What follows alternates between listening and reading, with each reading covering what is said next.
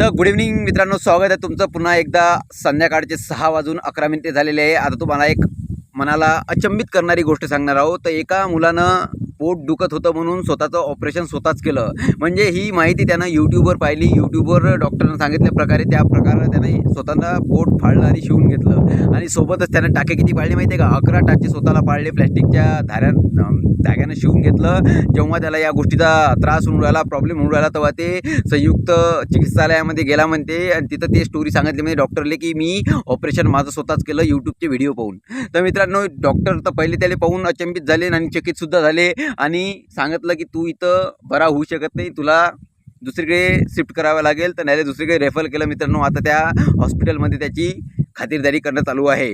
सांगण्याचं तात्पर्य एवढंच आहे की यूट्यूब फक्त माहिती देते, तर खातिरदारी म्हणजे ट्रीटमेंट चालू आहे. मित्रांनो, अजून म्हणसाल की खातिरदारी ट्रीटमेंट यातलं तुला फरक तरी समजतो का? असं तसं डोंट वरी, खातिरदारी नाही ट्रीटमेंट. त्याला दुसऱ्या हॉस्पिटलमध्ये आता चालू आहे त्याची, आणि त्याची प्रकृती सध्या संकटाच्या बाहेर आहे, म्हणजे चांगली आहे म्हणते. तर असे कारनामे तुम्ही करू नका. भेटू नेक्स्ट टाईम. समजलं असेल तर सबस्क्राईब करा.